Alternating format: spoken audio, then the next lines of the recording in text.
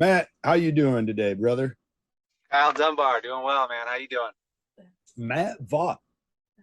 Yes, How sir. you, I'm doing awesome. I'm sorry I didn't say your last name. So, welcome to Straight to the Point, completely off topic with your host Kyle.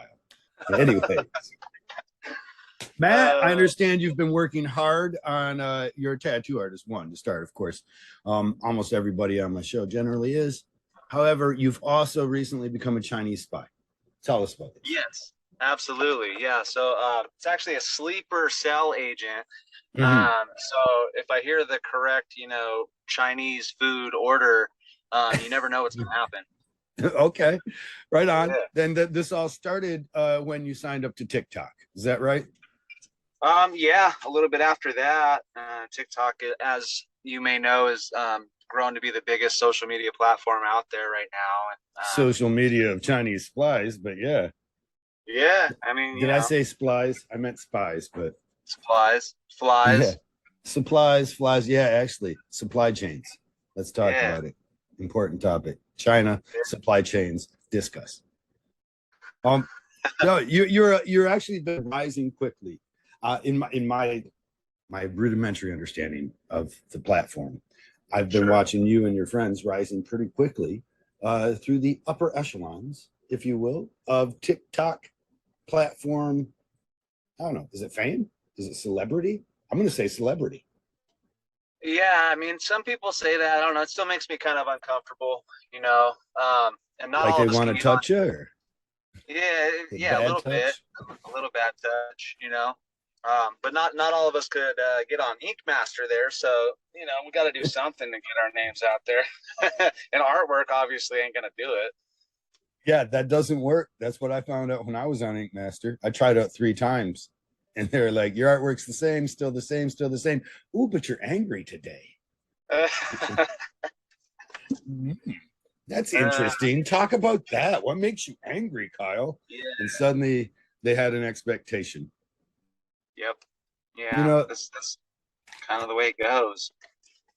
or has been, I guess. But you yourself have, and honestly, I find that more admirable of some large. I mean, I have been a part of some big cog, right? I've been a very small part of a very huge machine.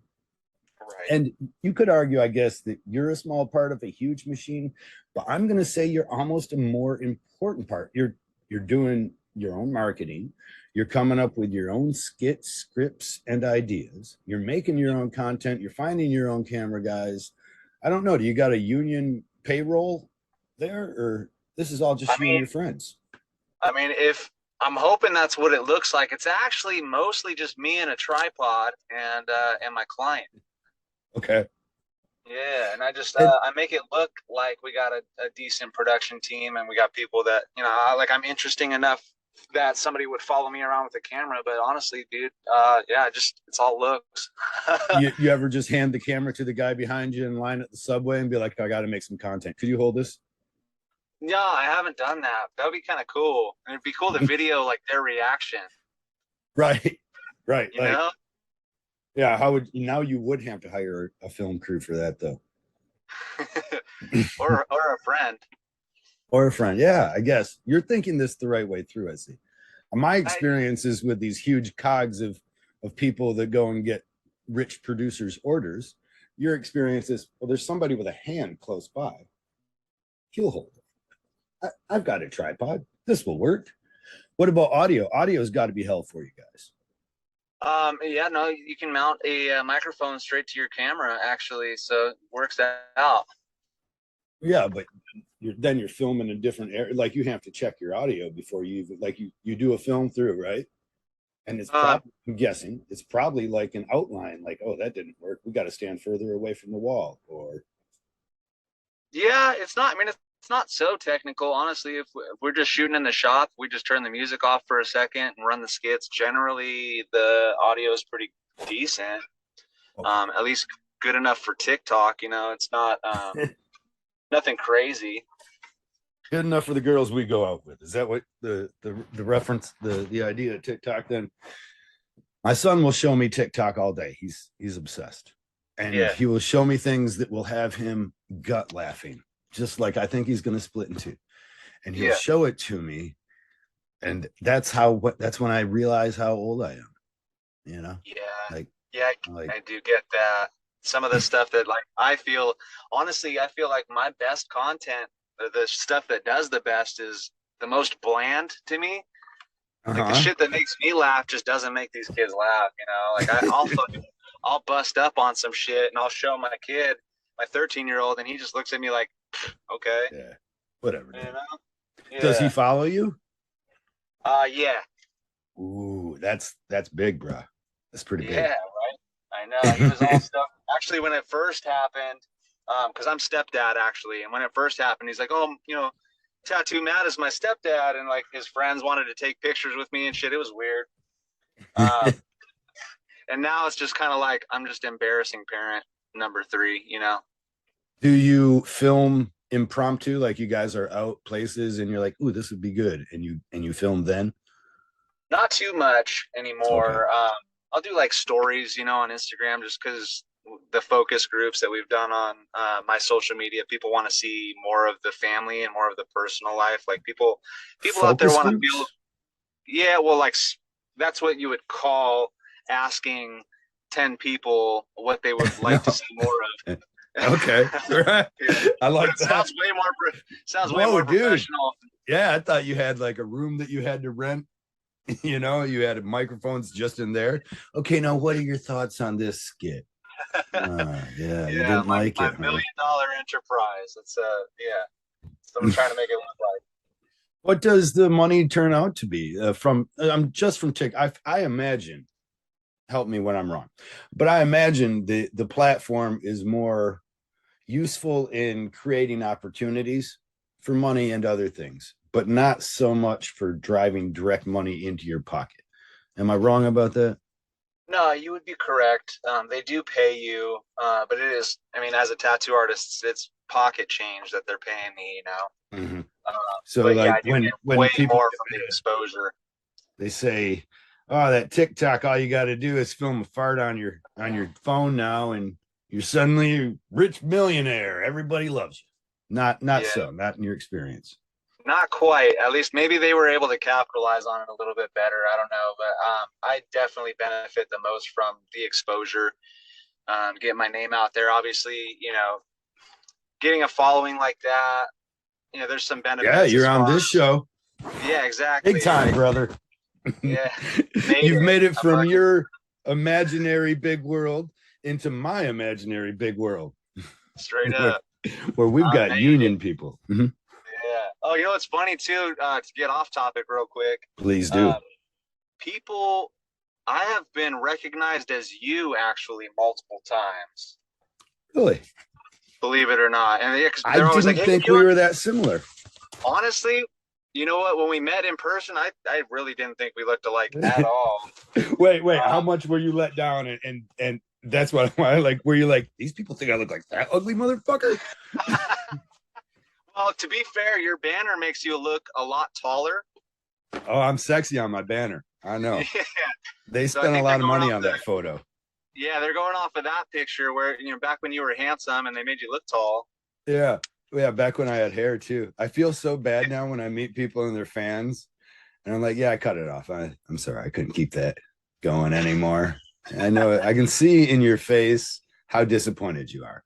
And just so that you know, I recognize your disappointment. Honestly, I feel the same. If I could have kept my hair, I would have. But moving on. The Chinese TikTok that you've become a spy for the government of. uh Actually, I wanted to play harder on that, but you didn't play into it enough. Like I felt you to be I wanted you to defend the platform, I guess is what I was hoping for. Yeah, no, But I get it. Sorry to let you down on the controversy. I'm not really into getting baited into fights.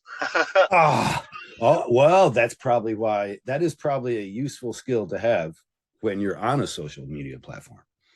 I mean, maybe though, maybe not.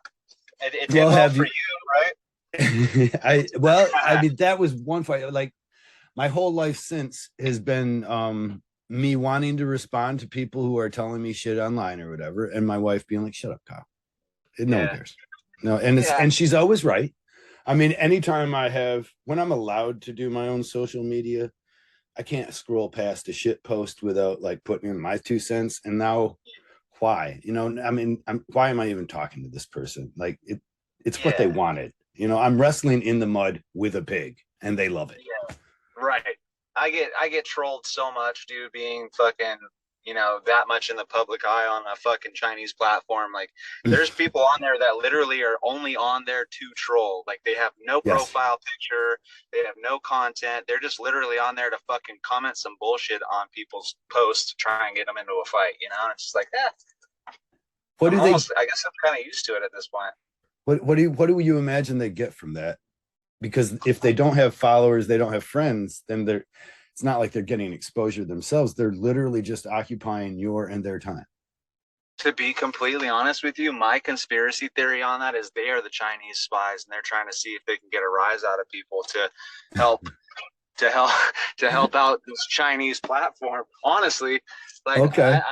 I really think they might be getting paid by TikTok, because when there is Okay. Yeah. controversy in your post, that shit fucking blows up way more because people are fighting. So the more comments you get, honestly, on it, it'll fucking push out the video even more. So they might be getting paid. I don't know. And then also it answers why you might imagine that it isn't a good thing to not jump on every shit post or every hater comment, because Right. it could actually drive your platform much higher.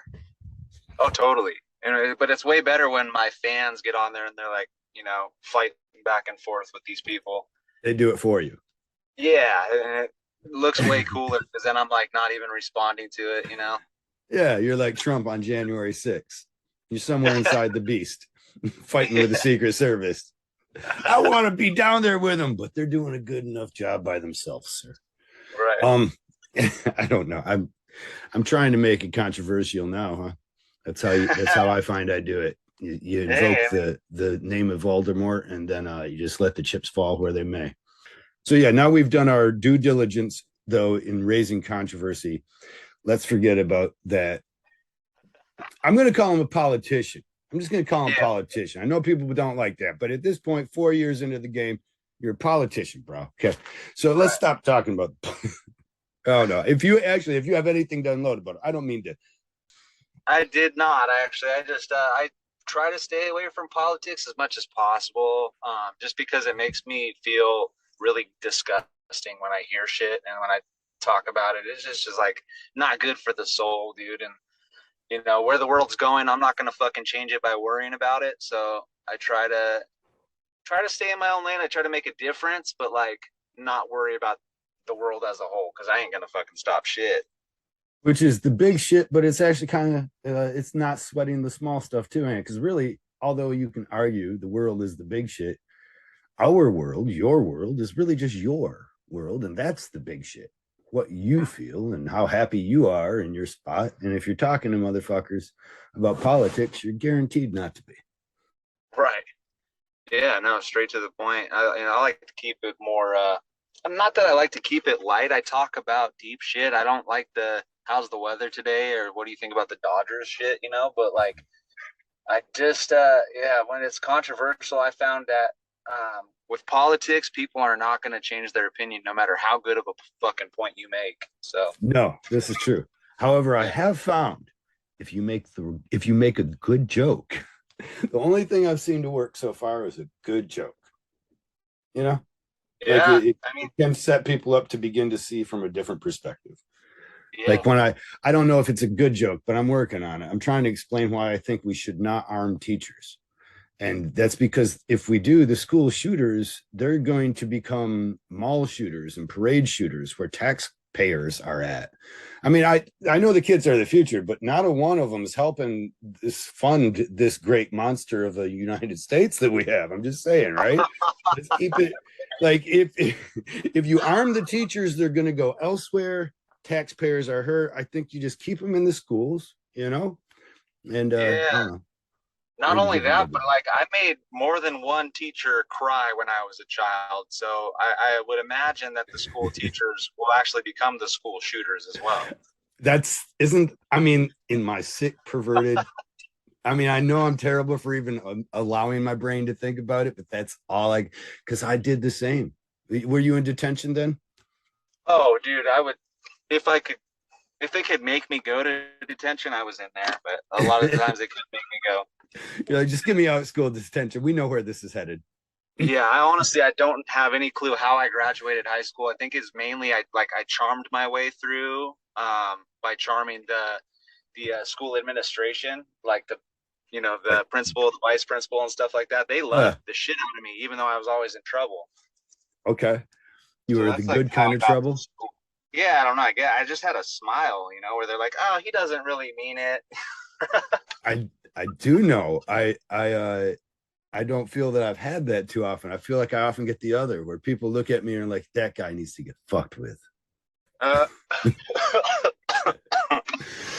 Nowadays I do try, like I never had a smile when I was a kid.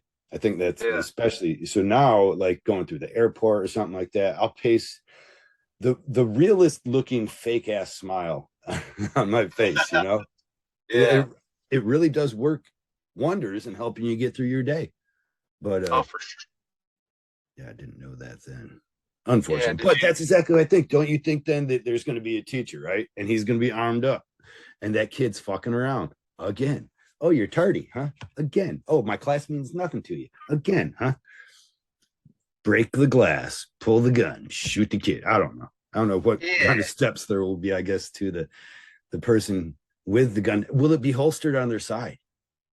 I mean, that's how I imagine it. Yeah, that's why I like to imagine it too. It's just like some a paper airplane or something flies through there and he just pulls the gun out, starts shooting the sky like Yosemite. Yeah. Yeah. Yeah, that would be terrible. So I don't know if that's the answer either. I love that you have the balls to make a joke like that because fuck, the world is so sensitive, dude, that like they cannot laugh at anything anymore. Yeah. And it's fucking Well, sad. I blame TikTok. I I blame don't know. Twitter, It was really. Didn't it honestly, I start with think Twitter? Mm-hmm. it was there before TikTok. This whole Yeah. sensitivity thing was happening, man, and like I was late to TikTok. I I fought think it for a long time because I was like, I'm not gonna fucking get involved with some bullshit that everybody's just talking about. Like, I won't uh-huh. watch shows. I won't watch a show if everybody's talking about it. Like, that's just like this natural state in me. I don't know if it's like a rebellion thing or what, but like whatever I love it, everybody man. else is into, whatever Fuck everyone's that. into, like, yeah, I'm not trying to get into it. Like, dude, and I hate to be that dude, but like, I've never watched Ink Master. Oh, dude, And like, now you're throwing swords. Now, I mean, I was right there with you. Yeah, people tell me that sometimes and imagine it might hurt me, but I mean, and I know that you don't imagine it hurt me, but it's funny how, especially like a fan might come, or not a fan, or somebody with a fan, somebody will fan out, like, oh my God, you're Kyle. And yeah, then their friends, but I'm sorry, I don't watch. And you're like, oh, you're sorry. Like, I don't get paid from you watching. It doesn't right. help. And honestly, this person that just fanned out on me, they saw me at my worst. I, Yeah, you don't have any idea. I feel way better more comfortable with you not knowing me, right? Than this yeah, person who is like expecting me to be one thing and they're only going to be let down. yeah. No, I get that. And well, so like, and I didn't even realize this was kind of a fucking big thing. So like there's a whole group of tattoo artists that are like too cool and haven't watched Ink Master, and I promise you that's not me. I'm not like too cool for it. I just for whatever reason, and I've seen the little thing on Netflix where it's on Netflix, so I could watch it. And every time I Right. see it, I'm just like, nah, I'm not gonna watch that. I think I started out very like in a way that I was like, one, I was excited to see tattoos on TV because Yeah, I was there at the very, I've been doing this a long time, old fucker. So I right. saw the first season and I was excited to see it. And I also then I seen Josh Woods, who was on there. I knew Billy Yeah, Vegas was on there, who I knew. Um, and Shane O'Neill, all these great art. So I watched the season, and then on the second season, I tried out. I didn't get on, but my friend Steve Teff did. A girl that I had met so many years ago named Katrina, who is now being called Tattoo Baby. I had, she got on the show. So now it was almost like I was watching in the support of my friends. Then I get on the show and I can't even watch it to support my friends now. It's just, I get too angry. I yell at the mirror. Sad. My wife will have to come in in my mind, I will be arguing whatever. It won't even be a tattoo I did. It'll be a tattoo somebody else did. So like I watched a couple with like Chris Blinston when he got screwed over on the last day there and stuff, and I will be defending someone else's tattoo. It's so worthless. It's like Right. arguing with somebody in the comment section, I guess. Yeah, just but it's sort just of in the ruins it. same way. So kind of in the same way that people watch sports, though, Yeah. where they're rooting on the team or they're fucking calling the dude a dumbass for doing what he did, but he's not going to hear you. You're just talking to yourself. Right. Right. But you'll be all amped up about it. Right. That's me, unfortunately. I keep on finding this in just like what you just pointed out. Like I in one aspect of an idea or something, I will be like, "That's so dumb! I can't believe people do that." And Yeah. then you just pointed out the very similar because I'll be watching a UFC like, "You fucking idiot! Yeah. Put your hands up! Quit walking into it! You won't get hit." But I Oh, do the same thing though. Like if I watch a fight, I don't know. I get too amped up. That's why I can't watch that shit, man. I don't know. oh, really? Did you? Yeah. What's your athletic career like? Do you have any? Were you in sports when you were a kid? Yeah, so baseball was my main sport as a kid. I fucked around with soccer and football, and I did well in all of them. I think I was like taller than all the other kids, so I was always like a little bit. I don't know. I had an advantage in a lot of ways. I hated basketball from a very young age, and I've Was it always just been asked. because you were taller? Because everybody asked you No, to play it, or okay? no, like I would play it and I never enjoyed that sport. And then like, yeah, as I started growing up and was a teenager and all that, like everybody was like, "Do you play basketball? Do you play basketball?" And You're it's like, so "No, tall, dude. motherfucker. No." Yeah, like I'm like, here's the thing, I'm 6'4", but as a kid, when you're tall, you're playing the big guy positions, but I'm 6'4", so if I were to like really go for basketball, I'm a short dude in the NBA, Right. Yeah, I you follow. know? Where So it's it's an just advantage in another sport, it's just almost commonplace in others because yeah. there'll be other exceptional people. Now you will have to rise to a level and actually be athletically good. Fuck all that. Yeah, I'm not trying to do that. I'm just trying to do what comes natural. Yeah, easy. It was people come up and they'll tell you they're your biggest fans sometimes, and they're all wrong now because I met one that was 7'4", Uh, uh, Chinese guy. Chinese guy. It was amazing. yeah. Maybe he wasn't Chinese. Maybe I'm saying maybe he was Japanese. Maybe I'm being racist, but at least I'm ignorantly racist. Okay, it's just pure ignorance. But hey, awesome motherfucker. He was a huge fan of mine, and he was the biggest fan ever. So we took a photo so I could show people when they're like, "I'm your biggest fan." I'm like, no, you're not. But No. also hates basketball. 7'4". He's like, don't even ask me. I'm like, what Yeah. about basketball? You mean? And he's like, yeah, exactly. I don't play. I was like, what do you play? And I think he was a chess player or something. It was like something he could sit Fuck down yeah. at. Uh, Like I would play cards if I were you because you can see over the table. Yeah, be poker. Like, yeah, no, you ain't got no queens. You're bluffing, bitch. yeah. Bro, I know. Yeah, I'm tall, but I play drums and I tattoo, which are two fucking things that you sit down for. Yeah, that actually it's worse for you for the most, at least tattooing, right? Oh hell, dude, my back is so fucked. You do any yoga, anything good? I try to kinda, not really.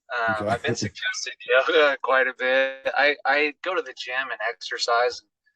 That seems to help a little bit. I know I should do yoga, but I just for some reason I feel like a fucking baby giraffe when I try. So Just do what you feel comfortable with. yeah, Yeah. I mean not all the time, but it's just hard for me to get in the rhythm of something that feels so uncomfortable. Okay. Right. I know. There was for a while. Was it Derb Morrison? I think had a stretching routine because he's one of these younger kids. Low ride. Actually, he's an old guy now, but you come up with them hip hug with them the belt around your waist. Just above your ball sack, your whole ass out. He Yeah, came up in that age. I don't know. Are they still doing it? They might still be doing it. I'm that old. I don't think they are. Okay. Well, so but when he would sit down, that belt would end up cutting into a nerve right there on the top of his femur, and he like his legs started going numb and all this, so he had to learn. And he was big about stretching, work type stretching for the tattoo artist for a while. I think there's a lot of good stuff there, certainly because, well, it hurts, right? Yeah, I think all of us suffer from pretty much the same shit too, no matter how tall we are. Except for my friend Kareem, dude. I don't know, his chair is like fucking literally 6 inches off the ground. He sits so fucking low, but he like his back is so straight while he tattoos, and I can't do that. I'm that one that's fucking, my face is up almost getting Right. splattered with ink. Right. Yeah. You end up with an ink splash on your nose when you get done. Yeah, Someone has to tell you, you got black ink on yeah, your nose. How the fuck did that happen? Yeah. yeah, Well, yeah. you like them crispy lines then? Right. Yeah. I mean, if the line's not crispy as fuck, like I'm gonna end my life probably. So Broken spine, crispy lines. yeah, yeah, I'm on that. But yeah, and so as far as like sports, like I stopped playing sports freshman year of high school.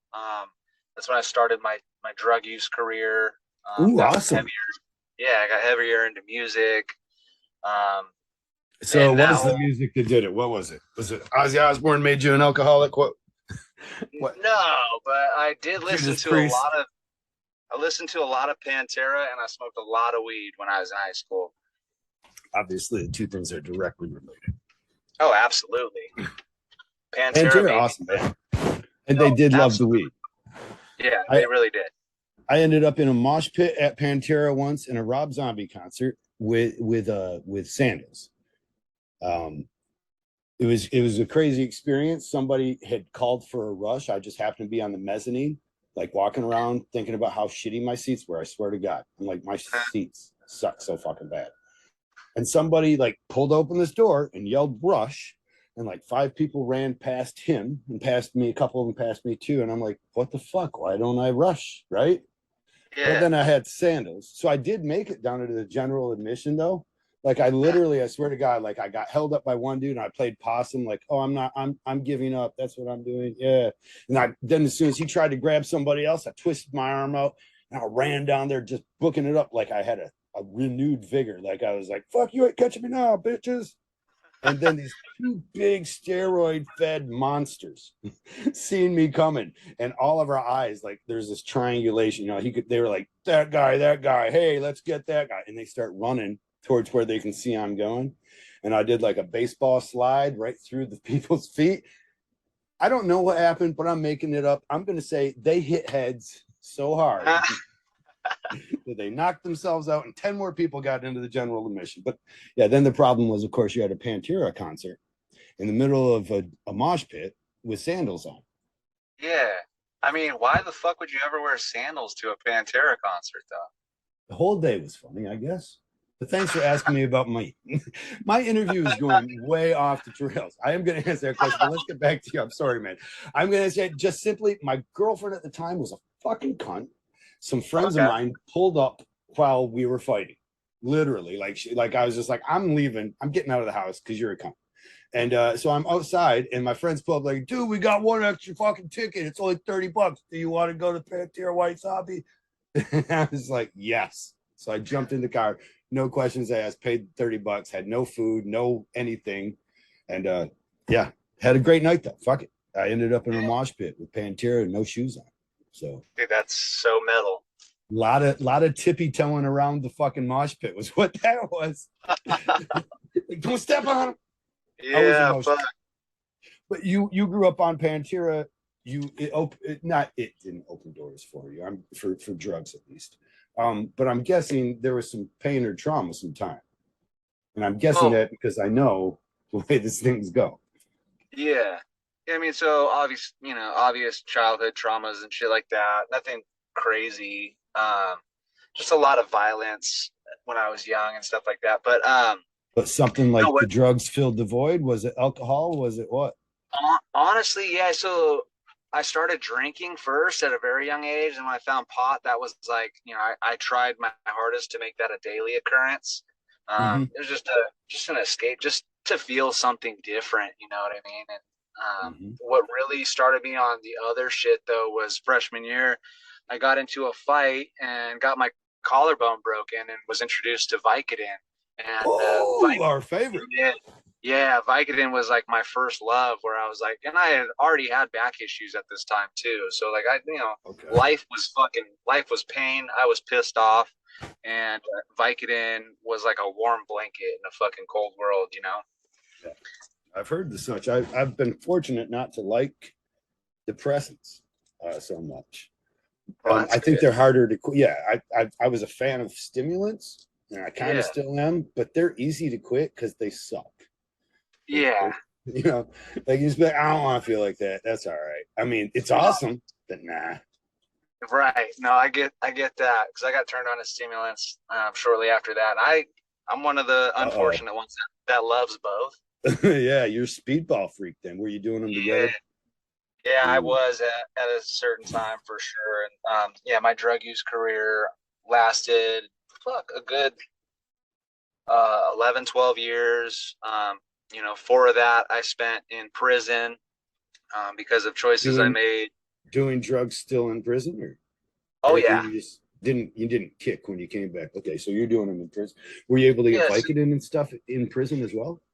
No, but at that point, I had already progressed from Vicodin to Norco to Oxy to the Oh, okay. the street stuff. So, Street stuff being sometimes fentanyl, even, or fentanyl wasn't really around back then. Honestly, it was thank just God. black, yeah, just black tar. Okay. And then, You said of course, just a little black tar heroin, yeah, just a little. it's crazy when that's like the minor offender now. Like this fentanyl shit is just gnarly, bro, and it's killing everybody. That is Uh, crazy. And some people, whereas, am I wrong in my understanding is that one reason because like it seems stupid at first. If I'm a pusher and I'm putting fentanyl in it, I'm killing my customer base. I'm killing my client. But if I'm understanding this right, there's some people that actually look for fentanyl now because oh, it's bro, a little bit cheaper. out here. So I'm sober now. I'm in Okay. a program. I work one of the 12-step programs. It's anonymous, so I can't tell you which one it is. But I'm in one of those programs, Is that and wasn't a joke? no, that's for real. It's anonymous, so you can't even name the name of it. It's like a Yeah, secret society? Do you have to like essentially. fuck a goat while they pee on your back? No, not nothing crazy like that. You just gotta Like we give know up your fucking. secrets. You just kind of gotta give up being a scumbag. That's really the only Okay. the But it only really thing. doesn't. I mean, because like I'm familiar with Alcoholics Anonymous and Narcotics Anonymous, but I Yeah. never thought about maybe we shouldn't even mention the name Alcoholics Anonymous because otherwise it's an anonymous. Well, essentially, yeah. That's one of the principles of all those programs. And a huge But part of the use of heroin and stuff actually is the stigmas that are attached with it. Am I wrong? what do you mean? Well, one thing that might make it harder for users to reach out for help from family or for societal help, oftentimes I've heard, is the stigma of them being called a junkie, addict, or whatever, because as soon as you become that, you're worthless, or it seems to be, we imagine you to be worthless. And Yeah, that I think. is like self-perpetuating the problem that you're already trying to fill the void of your worthlessness with a drug, or of your imagined worthlessness, I should say. Right, So right. now we perpetuate the stereotype. Is that part of the why this group is anonymous? Um, that's not exactly why it's anonymous. Because if I were to say I'm a member of this group and I'm still a fucking human being. On top of that, I'm like a very flawed human being, and my natural state is to be very fucking selfish and self-centered. So if Okay. I am, if I'm open on like a podcast interview about like I'm a part of this group, and then I go be a fucking dickhead, then Mm-hmm. they're gonna be like, oh, that's the This kind of group people that's is in that group. Yeah. So bigoted so it's just thinking will rule, and they will determine the all same way I look at religious people, I guess. right, Fuck you. exactly. Yeah. If I'm sitting here like, yeah, my brother in Christ, I'm gonna fuck you in your ass, like it's it doesn't look good for the rest of the followers. So Yeah. yeah, it's in a Yeah. similar way. It's just Tim and Tammy Faye Baker's kind of ruin it. yeah, so yeah. So to protect the group, I don't state on a public level what group I'm a part of. But I can tell you that it has 12 steps in it, and it helps, and it's very it's inclusive. You know, like you can definitely join. Um, Isn't there a song by Pantera called 13 Step or the 13th Step or something? yeah, 13 steps to nowhere. Yep. Okay. And that Yeah. then is also then about the step after the 12th? Like, is I that would about I would relapse or not? I would venture to say that's probably what that song is written about. Yeah, like he probably tried a 12-step program and then ended up on the 13th one where he's, And back on the floor. in Phil Ensemble's life, we kind of know where that led though too. It wasn't good. What Absolutely. I guess what I really want to get at there was, do you still listen then to Pantera and music of the such, as it, I'm not saying obviously that it caused your drug use, but there's an association, I guess, that I would imagine with songs like the 13th Step. Do you listen to them differently? Do you not listen to them at all? Have you changed your musical spectrum? No, not because of that. I still listen to the music that I like. And actually, I'm probably a lot less limited with my musical tastes now because I'm not like trying to be Mr. Cool Guy that only Yeah. listens to one style of music and everything else is stupid. Yeah, that's stupid because it's not heavy. Yeah, yeah. You're like, So like my what about yeah, that ballad you love? right, That one that you always get emotional about when they were playing yeah, it in the car, and you're like, this band's so heavy, but this one song, man, I love it more than any yeah. other. Like, bro, I fucking love Bruno Mars. I would have never been able to say that back in the day. I love that sexy little motherfucker. I do. I feel a catharsis when I hear you say that somewhat because I was trapped in heavy metal somewhat as a kid. Yeah, For in a very similar because you were like, I have this judgment of things that aren't metal now because I right. am, and so and everything that isn't is like fuck you, and right away I know that's not metal. Meanwhile, Right. I'm trying to think of all the ballads. Like that's what led me, I think, to eventually Pink Floyd. Pink Floyd was the accepted, I should say, in my genre. It was like AC/DC, Metallica, Motley Crue, different heavier stuff. And especially when you start like Voivod, you start getting heavier and heavier, Stormtroopers of Death or whatever, and Anthrax and all these. But then they would all have a ballad, but then there was also the Pink Floyd. It was like accepted that if you listen to this heavy music, you could still enjoy Pink Floyd, and that kind of, I don't know, it opened a door for me to being like, maybe melody isn't terrible, Right. Yeah, maybe I can just like shit that just sounds good that I like. which is in this case Bruno Mars. What else are Yeah. you surprised that you can admit to liking?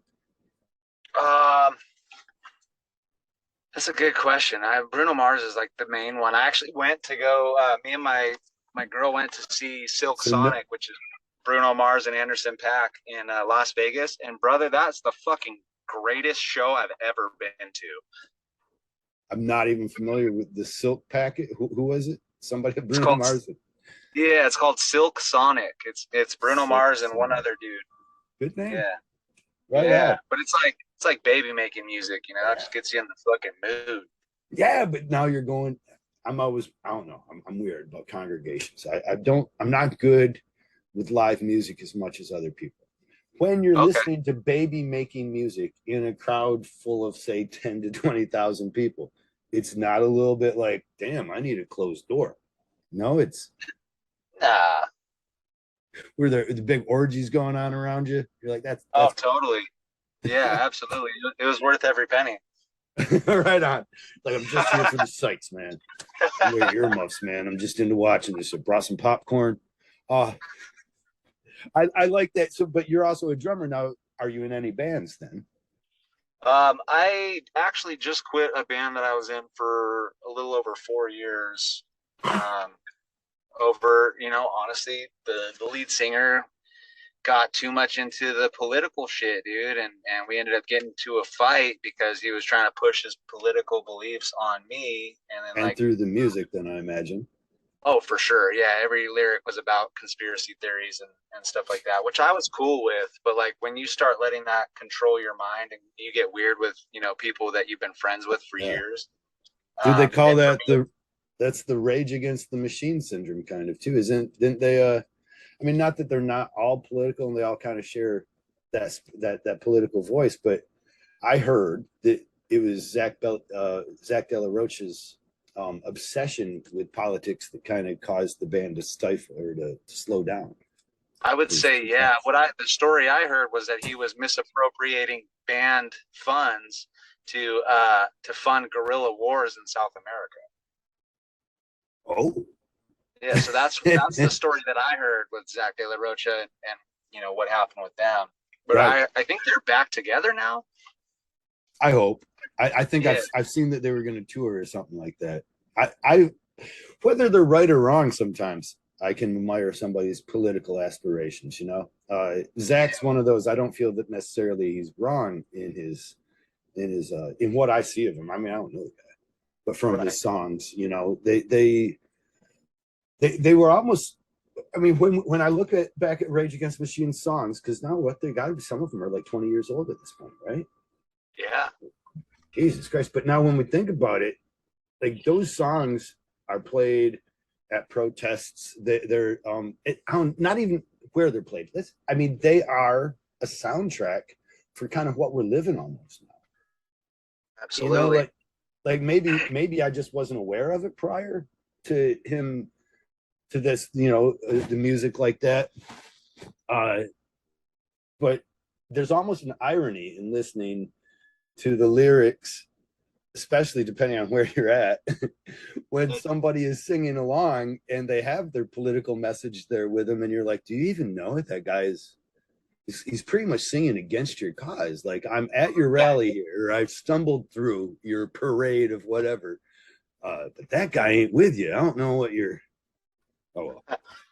Yeah, I think there is that, and honestly, I think there's kind of almost a requirement for musicians and like artists too to like make people kind of think outside the box and make people question shit. Mm-hmm. Like that's what art is for. It's what there's a saying that's it's supposed to disturb the comfortable and comfort the disturbed. Okay. You Oh, I know, like that. yeah. So like Who that's a said that? big. I don't Since know. That's just something I heard let's just along the make it way. up so that it's right. It couldn't be Adolf Hitler because that would fuck it. So let's just say it's Picasso, right? Yeah, I mean, Yeah. normally I just make up Einstein quotes. I Right. don't have the right person to reference because it was like, oh, he said a lot of shit. He might have said that too. But It in might an have been art case, Gandhi. It might have been Gandhi. okay, right on. Yeah, and he would. I could see. Yeah, or Gandhi, Madal. Yes, absolutely. I follow. Or Yes. Zach De La Rocha. Well, I don't know if it comes off with the same appeal. Then, mm, yeah, Say it doesn't have the Gandhi. same broad base appeal, right? Because Right. Yeah. Gandhi's been dead long enough now that people don't know him enough whether they'd liked his political cause or not, right? So you can just be like, Gandhi, right? You like that guy? He made his own clothes. Be Yeah. mad at him? Um, he's a little small guy. He's not going to beat you up. It's not going to roundhouse kick you to the face. You can beat Yeah. him in a bench pressing competition. I guarantee it. Yeah. You can't really be mad at him. TikTok cannot be the. I'm sorry. I'm just going to keep doing the straight to the point, completely off topic. I'm actually probably trying to get back to the topic because as I understand it, like I know people will sit around and say things like, no, fucking TikTok. These kids are all millionaires. They see anybody on TikTok. There is an old type. I'm in that limbo between old and and still kind of in touch a little bit with the youth, Yeah. And Yeah. old people seem to have the idea. Well, I consider old people. They seem to have the idea that if you are on TikTok, if they saw your face, you are making money for that image. Now, Right. with that though, they also say anybody can be famous nowadays. Yeah. However, I know, and one reason I know is just because not so many people are doing it. It cannot be easy to continually come up with content.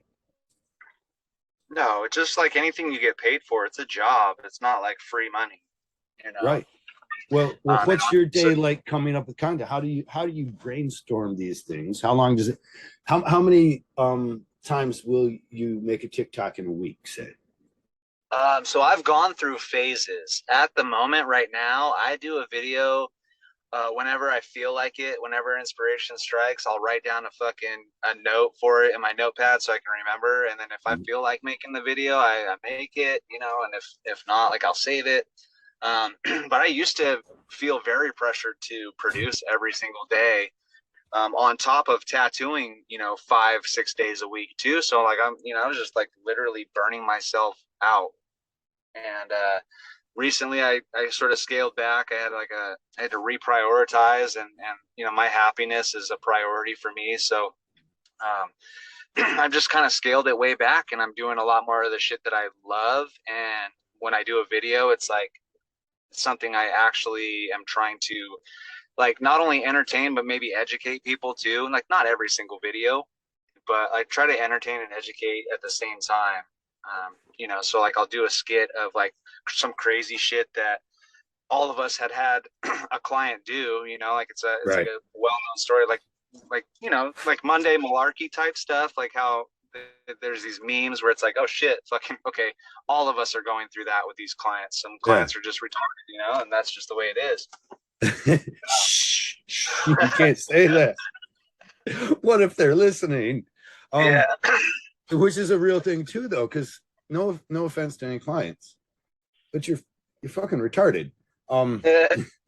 It's not that he's wrong, and we know and we love you, and you pay for our everything. You pay for all the food in my fridge. You know what I mean? Like, but at the same time, I'm I want to stop here, I guess, for a minute because of what I'm going through this very moment.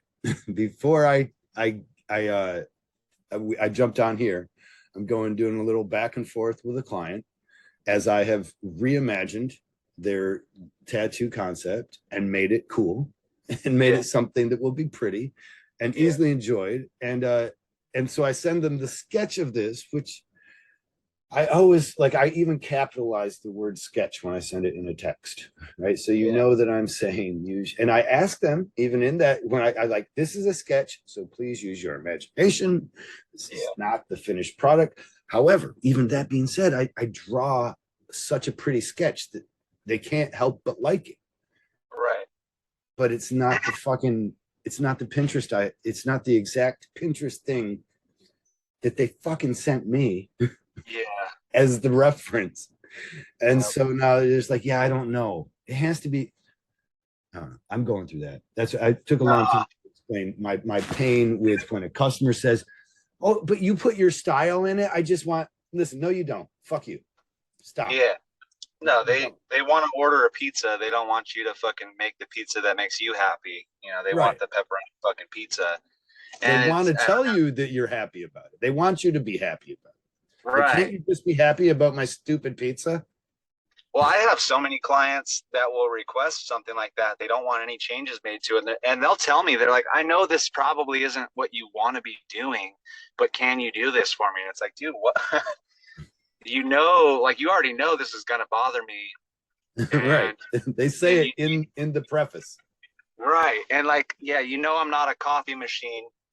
I'm trying to produce pieces of art that are like on brand with what I'm doing, right? Like, Right. um, but you want me to make an exception to the way that I operate just to make you happy and copy somebody else's tattoo instead of like giving you your own custom tattoo. Like you want to wear something that probably 20 other people at least are Yes. already wearing.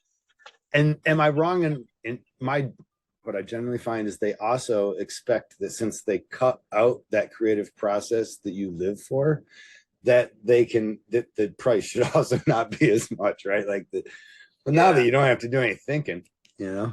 Right. Can you just copy it? Can you do it? Yeah, for $100. And it's just like, no. But like I've had to get a lot more comfortable recently Hmm. with saying no and being like, hey, look, like this is how I operate. You give me your ideas, I give you my version of that, and this is how we do it. If you don't trust me enough to do that, then you don't have to go to me. There's plenty of other artists out there that will copy your Pinterest tattoo, no problem. Right. Have you That's been has that caused a drop in any of your clients or sales? Yeah, I definitely felt a dip for sure. And this is like, I'm just coming back up from that dip, honestly. Because I was doing a lot of like walk-in tattoos and stuff still, and for whatever reason, it was just like that was where I was at. I didn't make the decision to, push my style until recently, and so yeah, Mhm. I felt a definite dip in being, in my business and being busy, but it was manageable, and I'm coming back out of it, and now the way that I've explained myself to my clients, like a lot more people are saying yes now, and they're totally down for it. So that's been an upside. I feel like I always imagine that, and it does happen, but it only takes one moment like this that's happened to me this morning for me to be like, this is all shit. I hate my life. Fucking tattoo, it sucks. I don't even know why I deal with people. Yeah, Canvas says yeah, nothing. The canvas just sits down and shuts the fuck up. right. Well, lets me do That, what I want. yeah, yeah. I don't. That's where I'm at this morning. I think No offense. that's like no, that's the frustration that we all go through, though. I think as artists, and Yeah, I I didn't mean, have even a people strong that aren't. no. Yeah, You've developed this ability to say no, and now you've been able to cultivate your clientele in this yeah, fashion. yeah, Um, yeah, I think that's huge actually for what I hear from other artists that I talk to, especially big name artists and things, because I'm always interested in how they cultivated their clientele list. You know, because yeah.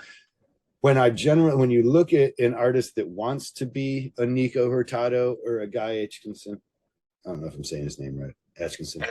Yeah, If you find a guy that wants to be those people and he's not, a lot of times it's because he is being inundated with all the shop stuff. He's too busy. He can't dedicate himself like that. And yeah, those people have developed a very strong, like, nah, I can't, I don't do that. And so you would have to find somebody else. You still want me to tattoo you?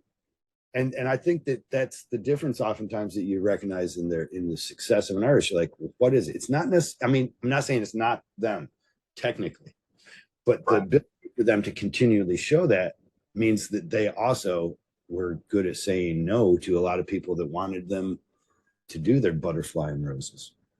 Yes, yes. And like, there's always going to be a fear there because like how many times I've sat in so many shops where I've been working and just taking whatever comes. And I see these guys saying no because that's not the style that they want to do, but then they're not doing anything. They're just fucking sitting around. And that's what's always scared me. And I'm always like, okay, I'm just going to, if I turn down money, it's going to turn me down. So like, I'm just going to keep going. And then I recently, I met some new people in the industry, and I don't know if you've heard of the Tattoo Guardians, but like Matt Oh, Clemmer and yeah. yeah, Matt Clemmer, Joshua Carlton, and Hip. Carlton did a tattoo on my shoulder. Oh, awesome, dude! I I, love Josh. I met Matt, uh, 15 years ago at Massachusetts Tattoo and Arts Festival, Sturbridge, Massachusetts. He's a great guy. He's got special water too. But Oh, for did you sure. do Yeah. that course then? You I know am. about his water. He's got high quality Yeah, H2O. But did yeah, you do high his course? He's quality got a H2O. master tattoo artist seminar kind Yeah, of thing going. tattoo business mastery. Yeah, I'm in Okay. that class right now. Yeah, but I've been talking with all three of those guys since I met them at Evergreen last year, Evergreen Invitational, which Mm-hmm. is Josh's show, Josh and Riley Smith. In Um, Oregon, or it's a Seattle yeah, actually, right? Eugene, Oregon. Okay, Eugene, Oregon. Yeah, and so I met them all there, and I've just been talking to them since, and so I've started trying to implement what they are talking about even before I got into this class.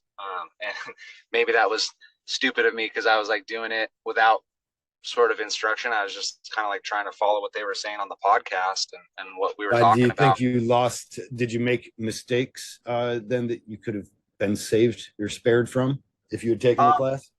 I think probably, yeah, but like, also clarity comes in the doing. So like I have learned a lot of this through trial and error, Right.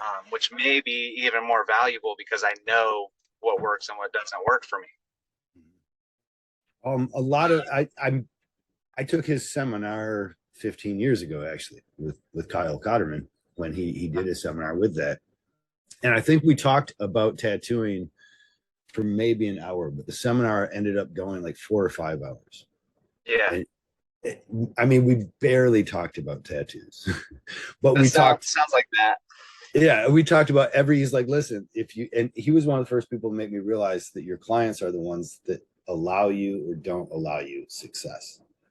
And Right. you can work on all the clients in the world, but you may not get the success that you want. If you're the guy that wants to do that, maybe you're an old school kind of tattoo artist that's just walking the shop, sit them down, line them up, color, shade them, color them, good to go. And that's what you do. But the other is, if you really want to do as you do, is I don't feel, I imagine you're the same. I don't feel fulfilled unless I've done, if unless it's me in that, right? Unless I've imagined that concept. Yes. Yeah, that's where I'm at too. And there's nothing wrong with, you know, the opposing side where they're just like taking everything and they want to do all the styles and they're happy doing that. It's sort of like you just got to figure out what makes you happy, you know, Right. because I didn't fucking become a tattoo artist to be a slave. You know what I mean? I could work a 9 to 5 job in a fucking office if I wanted to be that. But like I did this because I fucking love to tattoo. I love to tattoo specific stuff in a specific style. And like that's what I'm gonna do. I just had to, I guess, experience enough discomfort and enough unhappiness and unfulfilledness doing that other stuff to just kind of decide to do it. If I, like, are you're a hard learner? Would you say then? Oh, for sure, bro. I fucking been to prison and I did drugs for 12 years, you know, like hard drugs. I definitely, it takes a couple times getting hit in the face with the 2x4 for me to learn shit. Yeah, especially because you're all hopped up on the painkillers. You won't even know. Yeah, exactly. But yeah, I've been called a slow learner. My mom said I was a slow learner. So It wouldn't be the first time. What's as a sober artist, now you're sober. yeah, It's been some time, I'm guessing. How long has it been you've been sober? it's been just over 5 years. I took 5 years, May 31st. Congrats. Thank you. It's got to be. We both do tattoo conventions. I see you at Yes. tattoo conventions. Yeah. Tattoo conventions, and in that environment, which oftentimes, I mean, we work hard, and then oftentimes there I shouldn't say oftentimes. There's always groups of people going out and partying. There's always an element of that around. How hard is it to navigate through the show circuit and connections and friendships? Because on one level, if I don't drink, I'm sorry to be so long about this question, but on one level, if I decide I don't want to drink, I'm going to be sober this weekend. Literally, this happened recently. I've got friends that look at me way different, you know, like you're not cool, you know, not like you're not cool, but now like they imagine I'm judging them. Yeah, it does get a little bit weird and a little hard to navigate sometimes. Um, I don't know. I always, in those circumstances, if people really want me to drink or fucking smoke with them, you know, I just tell them I'm allergic. I break out in handcuffs and felonies. Uh, That generally works. Except that usually, we get too high and we try and make you smoke it still. So you're like, we didn't even realize you said that last time. yeah, yeah, you'll forget and hand it to me again. I'm like, no, I'm good. But I don't know. I guess maybe the fact that I'm comfortable in not drinking and using because of the steps that I've taken. Um, Maybe that What did that helps. take? But what's that? You what did that take? I imagine it had to take a lot of painful, soul searching discovery. Oh, absolutely. Yeah. But definitely worth it. And at the time I was blessed with the gift of desperation. Like my life was fucking completely burned to the ground. I had nothing. Um, and I was willing to shut the fuck up and listen to somebody else that seemed to have their shit together. And that's really all it took. And It did take soul searching and stuff like that. But today, like I'm armed with facts about myself that help me navigate through life and through situations like if people are trying to get me to drink or smoke, like I know where that goes for me. I'll end mhm. up back in prison, no questions. I think I've been a long time. I don't know if this, for me, it helps. But a teacher once told us how he quit smoking, and he hated the taste of menthol cigarettes, but he loved to smoke cigarettes. And one night he decided to quit. And so he smoked a full pack of menthol and didn't brush his teeth. Ew. Stupid story, I guess. Short though, too. But it Yeah. illustrated a lot for me, honestly, on that, because I like amphetamines and speeders. And so if offered that, I don't look at it as the endorphin rush anymore. I look at it Right. as the downer, as the crash that's Yeah. always going to result. Like there's an inevitable crash that is going Yes. to occur if you do this, and you remember how shitty that is. Yeah. That crash is hard to forget, man. That's fucking gnarly. Well, is it? A lot of people, it's easy as fuck to forget, right? Like, Yeah. unfortunately, a lot of Yeah. people can't seem to forget, like they can't remember the crash, and they just start revving their engine, or so it seems. Yeah. I don't know. Maybe they haven't crashed hard enough then, because like some of like the crashes that I went through are impossible to forget, you know? Yeah, okay. Yeah, I think my general crash, honestly, is just like hating the birds. I mean, I remember my life falling apart around me, but if Yeah. you ever hate birds, like my grandma's a bird watcher, she was one of the most awesome people I know, right? Like if Yeah. anybody's a saint in this world, it's my fucking grandma. She Yeah. loves birds. And in the morning, I'm like, what the fuck? Shut the fuck up. Like, why are you outside my window? I'm going to go cut down every tree I see. Fuck you and fuck your home. Okay. And meanwhile, they're probably really just outside the door. Like, remember how you kept me up all night last night, motherfucker? Oh, it was a great time at 4 a.m, wasn't it? How do you like Yeah. it at 6 a.m.? What your end then that you found is it that what you remember all that you, I don't know how I'm trying to word this, but was that the downfall or the crash and the places it took your life? Actually, you actually answered this. All right, this is going to be a long edit, Matt. I apologize for that. Good. Good. Sometimes, and we get to that point where I completely lose track of my head and where we were going. But yeah, I'm asking you a question, you already answered. Let me move on to other things though. Like our mutual friend Flip Shades. Yeah. You've had Rick Megelson. You've had him on your TikTok. Is he doing TikToks with you now? I don't think we did a TikTok together.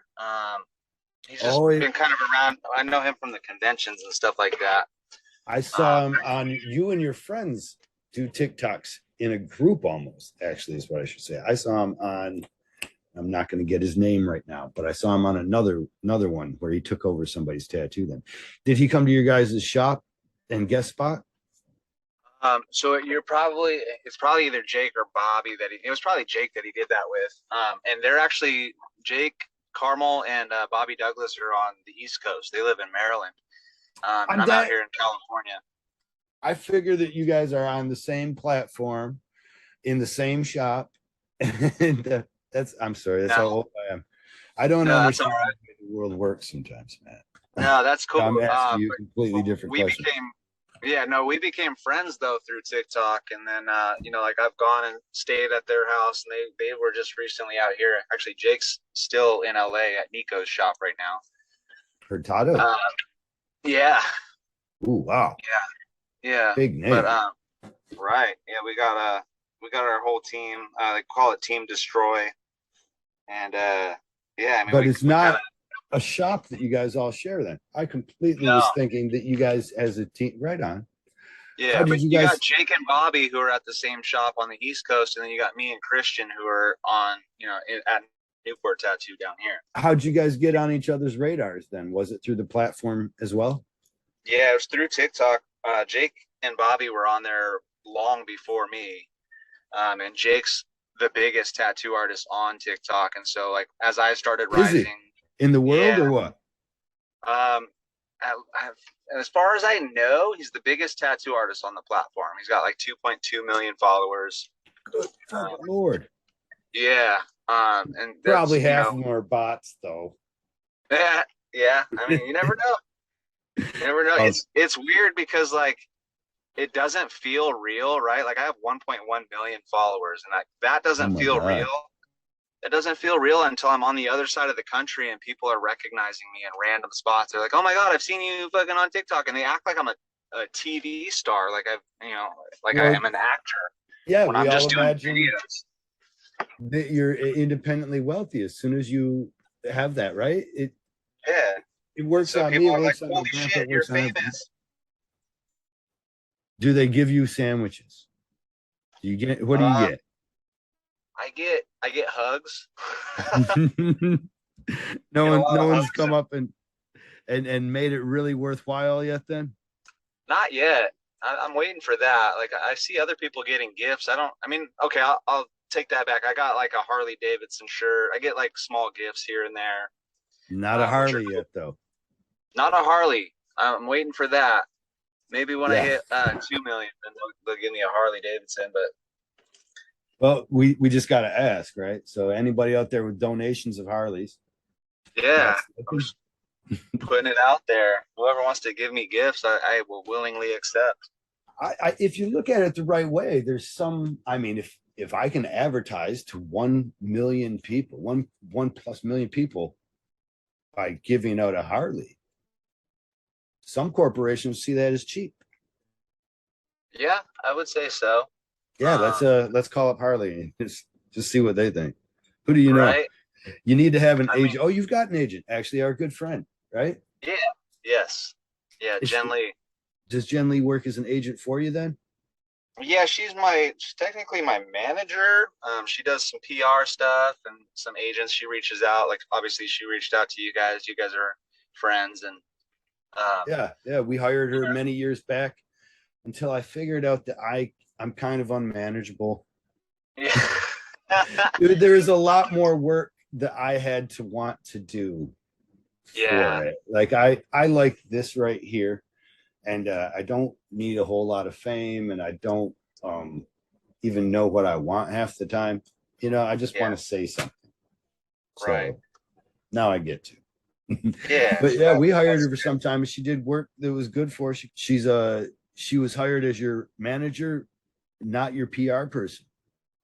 well, kind of an all-encompassing sort of deal. So she's my manager, PR agent, all that kind of stuff, and she's my contact for like Troy or any conventions. She'll reach out. Like she just reached out to Jesse Smith, hoping to get us a spot at his convention. Let me get back on topic though, because obviously I was pretty far off about flip shades, and I hope Candy can take that up. I just like to mention my friends in as many podcasts as I can. But Yeah, no, Dylan, Flip Shades is my homie though, and we're hoping to do a collaboration here pretty soon too. I know he does a lot of collabs with a lot of good artists, so I was stoked when he was like, "Hey, we should do a collaboration." I'm like, "Fuck yeah, let's do it." that kid has well, you've traveled the world now too, but that kid has been all over the world and just for the adventure. Right. Like and the adventure, and he sees tattooing as that extension of the adventure. I feel so it's because of his desire to do so many collaborations. Now people like yourself want to do collaborations with him. Right. Right. I find that to be awesome. Yeah, it's just some kind of weird, you know, Yeah. roundabout, like full He's circle almost shit. he's made it like the cool kids club, like you're not cool until you've done a collaboration with Flip Shades. And I have not. Oh shit, you better get on that. No, obviously I need to. We did tattoo each other in the Minnesota ice park, or the frozen ass place. We went to a park, and now that we got battery packs, we sat down and tattooed little snowflakes on each other. That was dope. So now people will know my political persuasion. I'm a snowflake. Yeah, perfect. You know what? But on behalf of snowflakes, I would like to say, aren't we all like? Are you saying you don't like safe spaces? Like who is going and standing at the edge of a highway? You know, Right. like, oh Yeah. no, I don't like to have safe space conversations. I'm gonna go and have coffee in the middle of the highway. Yeah, we all like our safe spaces. We're all snowflakes. We're all unique. We're all individuals, and you know, we're also all beautiful. Right. Be I a love snowflake. that. What Be a what fucking snowflake. what styles of tattooing do you love, and what are you doing now? That's the, So let me just say this. I'm sorry, I fucked that all up. What styles of tattooing do you love? I love I love a lot of different styles as far as like the appearance and how they look. My favorite styles to do are realism and neo-traditional, and it's been so hard for me to narrow it down to just one, so I'm just gonna fucking go with both of them. And I actually, since there is so many collaborations out there, people are like mixing realism with neo-traditional, and it's like two different artists. I went Right. ahead I went ahead and did one of those at the San Diego convention, and I actually won Tattoo of the Day color on Saturday for a split piece that I did with a realistic skull with neo-traditional shit around it. Congrats, brother. And also, Thank how cool is that you, not being able to give up these two loves, you're able to combine them. Right. Yeah, it was fucking super dope. And it actually beat out a collaboration with Flip Shades and somebody else that was like super good. Like when they called them before, you know, because they're going like fifth place up to first, and they called them on like third or something like that. I was like, oh fuck, I Right. didn't even place. I didn't Right. even You thought you were place. done, huh? Yeah, Because you're like, I know I'm not doing better than. Oh, that's awesome. yeah, Man. yeah. Yeah, So we it was got to cool. you got to rub that in their face a little bit. Let them know. I hear you don't win all the competitions, Flip Shades. Calkins too, man. That kid. But your Oh style of yeah, tattooing is actually two styles of tattooing. yeah, exactly. And so I'm hoping to like do more of that where it like mixes the two styles, because I do love tattooing both styles. Um, so maybe people will hear this and they'll want to come get a little mashup from me. I know I'm not the first one to do mashups. Like, you know, fuck, Yogi Barrett's been doing it for a long time, and my Right. buddy Hip, my friend Hip, does a lot of those. Um, But but sometimes I just that's even just important now that you have a name for them. Like somebody can look at a piece of artwork, say it's a mashup, right? You draw this for them, and you're like, I kind of like this because it brings these styles together, and they'll be like, yeah, I don't like it. And then you can show it to them and be like, this is what we call a mashup. People do these and they like it. And they're like, oh, yeah, yeah, I can like it too. Thank you. yeah, yeah. This is like the hottest new style out there, man. It's fucking everybody's gonna have mashups soon. Yeah, I don't honestly. There's a lot to that because with a mashup now you can employ a lot more tactics to address the body, you know, to shape it better. So like Yep. if an old school tattoo sometimes is so heavy on line work that it might be too much for a delicate area. Like if I'm doing a tattoo on a calf, right? And then I'm going to have all this old school line work going way down to the ankle, it can make the ankle look thick, you know, or Right. give the wrong impression. But now if you change that to another style that's maybe more abstract because it went through a weird shaped triangle or something where everything was blue. I don't know. Is that Yeah. how you do it? That's what I see everybody doing. It's like it I mean, goes through a shape and then boom, now you're into another area. I don't know. I love the idea that because it really it allows you to throw away the worst of one style and to keep the best of it. totally. Yeah, kind of a best of both worlds kind of deal. And by calling it a mashup, we can now get clients to bite on it. So I think instead of sending sketches, I'm going to start sending mashups. Yeah. Perfect. Like Yeah, this this is is a your mashup. idea, and I Yeah. mashed it with this one. People get these. It's cool. You can too. You can be cool. Do you find that I people have a hard time being cool? Like, do they ever look at your drawings and be like, that's cool. I was just thinking I'm not cool enough for that. I've heard something similar to that. Yeah. Yeah, I never Uh, hear it like that, but that's how I hear it in my head. yeah. Like that's They're a like, little bit yeah, I'm too not cool for me cool. though. Can you dumb it down a bit? Yeah, Uh, didn't you see the long sleeves I came in with? Didn't you know, you notice my gray colored car? yeah. It's a minivan. There's safe Yeah. SUV. They said we can buy Hummers now, but I don't know. I got the rust orange one because I'm a daredevil. But honestly, because we're close to LA, so the big fucking theme right now is like those ignorant fucking patchwork tattoos where it looks like they got it in the house. Like they want it to look like a house tattoo, like Wait, a wait, you shitty mean that fucking. that looks like it's patched, like regular, Rick does, Flip Shades does, or you mean like No, no, dotty not dotty clean dotty, like that. Yeah, like just like scratchy? super. Yeah, just like your Pinterest. Like if you looked on Pinterest and said, "I want all of that," and they just fucking threw it in random spots. Oh, really? Like Yeah, even that's poorly planned. See, I'm loving the idea. I know we're gonna have them tattoo booths where you just put your arm in, the computer does it. I can't wait. I fucking, it's gonna be so much fun yeah, because people are gonna get exactly what they want then, without the worry of having to excite their tattoo artist, and their right. tattoos are gonna look like such shit, you know, Yeah. Oh, totally. pure shit.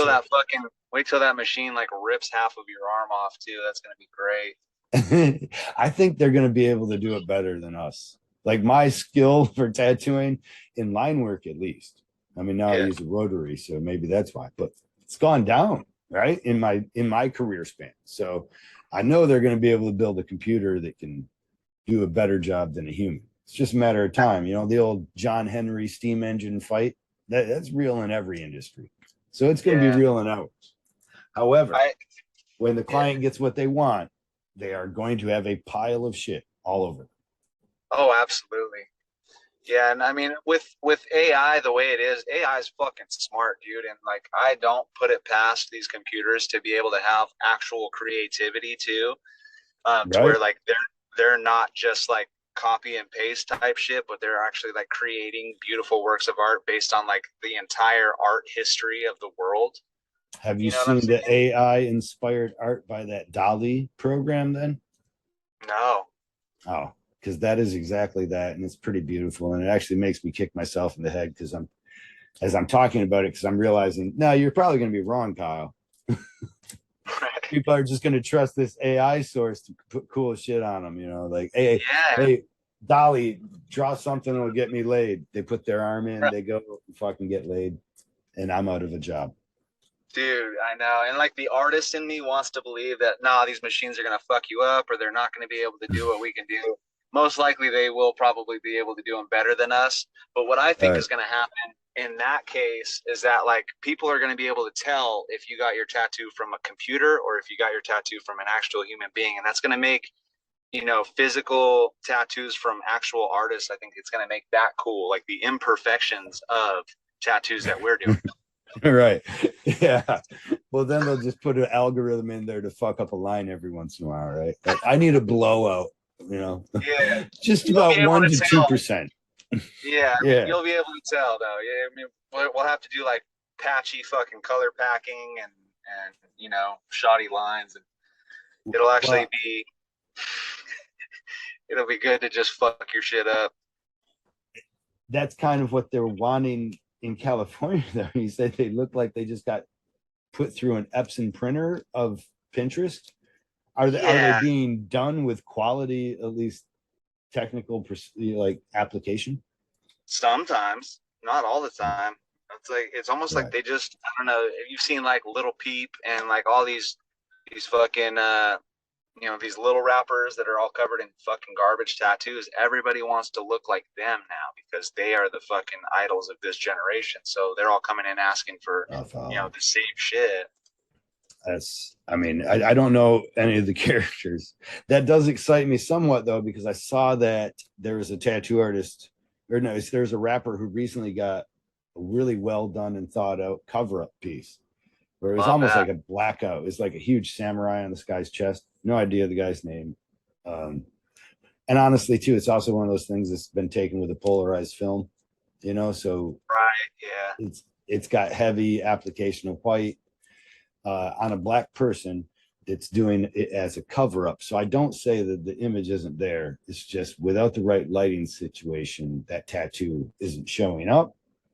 Yeah. However, at the same time, I bet many of the tattoos that it's covering up did not show up in the right lighting situation. So, I just I would be excited that if people start to copy that you know, like, hey, maybe we should rethink all of our Pinterest shit tattoos, you know.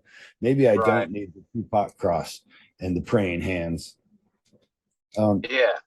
do people even Uh, do the praying hands anymore? Is that something I that have people I haven't seen that. I have okay. not seen that. There's like a specific set of like 20 to 25 patterns that I feel like every kid is coming in here asking for, and and they're like, they even know that everybody else has the same shit and they're gonna look like everybody else, but they still fucking want that. They're like, I don't know, I just really like the look of it, so that's what I want. It's just like you can't Therein, really I argue. think you hit the hammer there.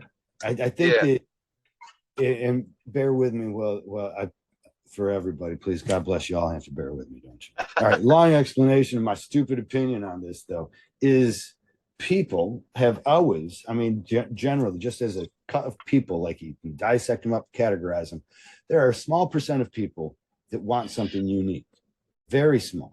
And the rest of them only want to hide. They want to be anonymous inside of how much they look like everybody else. And they do that. I'm doing the same thing. I'm not wrong. Don't look over here. I'm okay. I'm just like him. Right. Yeah. And then there's that 1 to 3% that like it unique. And generally, those people fueled the even start of tattooing in America, at least. You know, that Right. was where it actually started from. And that is actually the spirit that people like yourself and I hearken to, that we like about the tattooing world. And we look to the old timers that just were like, yeah, fuck it, I did it because no one else would. Fuck you. Yeah. That's why we liked it. And that's also what made it cool enough for people to get. But just like a Harley that was once cool because of the uniqueness of it, not uniqueness of it, because of the ragtag bunch of people that supported it. It was former jet pilots and people who didn't feel like they fit in after they came back from the war.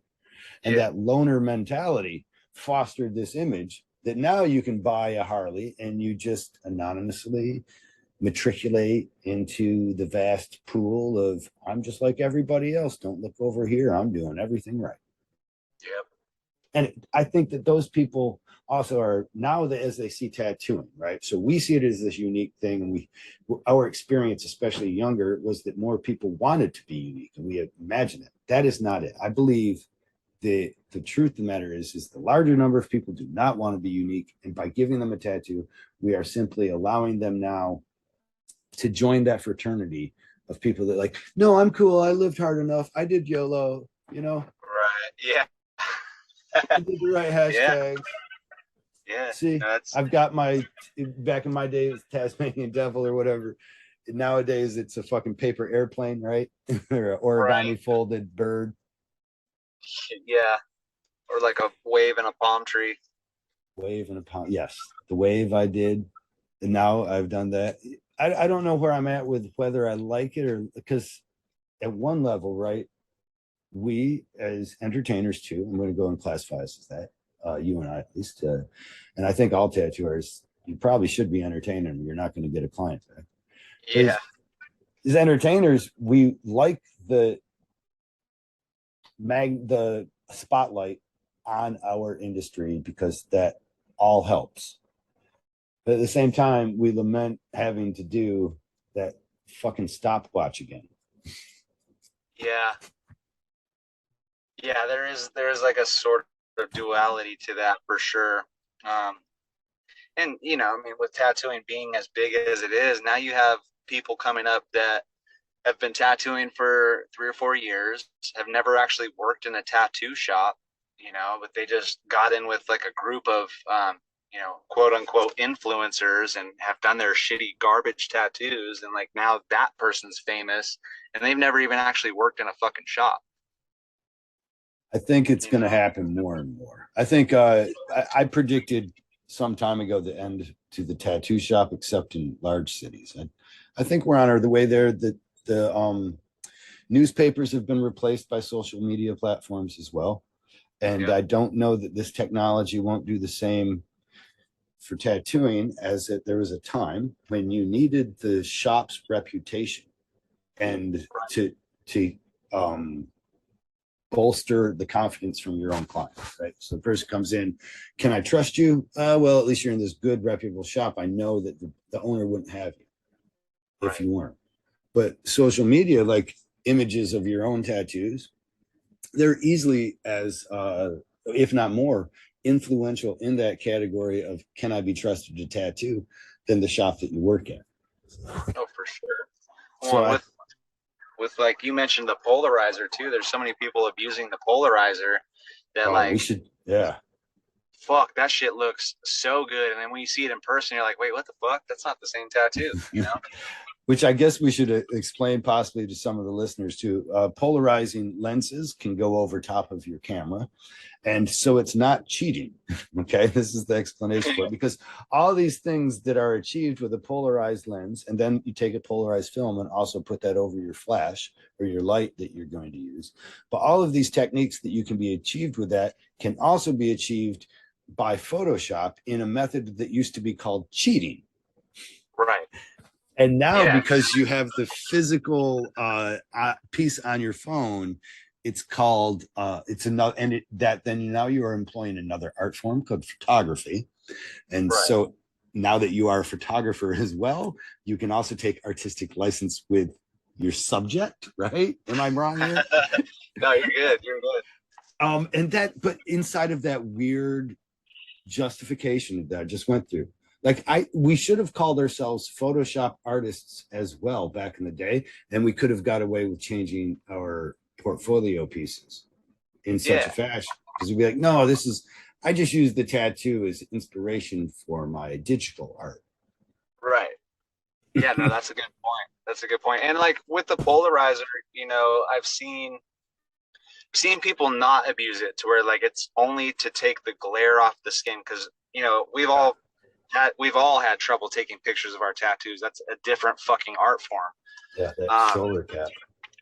Dude, that shoulder, I can never get a good picture. But with the polarizer, it's supposed to take the glare from the skin off so you can see the actual tattoo. But people are abusing it to where the blacks in the tattoo are impossible digital black, where you're never going to ever get it that black in the skin. And the whites are like bright white, you know? And it's just like, this is portraying something that's not possible to do in people's skin. So people are going to bring these pictures into an artist and be like, I want this. And then when you don't produce something that's that black and that white, like it's, you know, they're not happy. Well, what you have to do then is buy the polarized lens and the polarized film, take the photo in the dark room with your special lighting, and then show them. And they're like, listen, this is what you gave me. Like, no. And then show them the image that you took and be like, no, see, this is what I gave you. Right. I'm just going to make polarized glasses and just give them the glasses and be like, don't look at your tattoo unless you look at it through these lenses. And when you go into a bar, hand these out. Yeah. If you're going to show people your tattoo, give them the glasses so that they can see it. Somebody wants to look, they're going to need this because it looks like shit. Well, they actually do that too, right? With like inverted images too. Actually, I bet those are really cool. I'm just going to shut up about those. I saw a guy that was messing with some stuff, and he takes the picture on an inverted, I don't even know how you do it, but maybe he just inverts the thing and you're like, it's a whole image now backwards, right? I don't know, does that make sense? Have you seen with these where like you look at the black work the guy did and you'll see an image generally, and then you invert it and you see almost a more dynamic image. Oh, to where it's like that green kind of look? It's generally white or black and gray that I've seen, but so that when they invert it, I'm going to stop talking about, so you know, just, you know, inverting the colors of any image, you can end up with something pretty cool, you know? So like, I'm doing a t-shirt design once, and this piece is going on a black t-shirt, right? And so I take it and I'm like, well, maybe if I turned everything white. So I just invert it. And all of a sudden there's a new, cooler image actually there. And I'm like, whoa, I should have done that from the beginning. You know? So like, yeah, okay, I get that. So like the shading is done in the white, where the darker shading would be, it would be lighter. Yes. Gotcha. And it makes an image when you take it's almost more dynamic in your camera's app, which is then with the curiosity. You're like, well, what the fuck am I doing this for? Because the person walks around not in the app. Right. Yeah, and that's the thing, is like these are permanent pieces on these people's skin that they have to walk around with, you know. So it's like, I don't know. If you have to look at it through a different lens, yeah, why would you do that? But I don't know.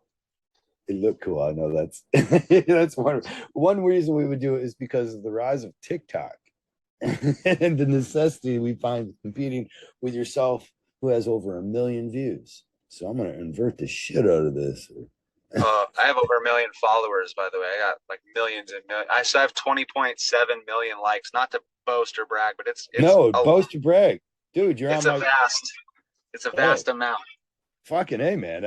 I did and I mean when you I guess when you got that many followers, then every one of your things is getting viewed sometimes millions of times.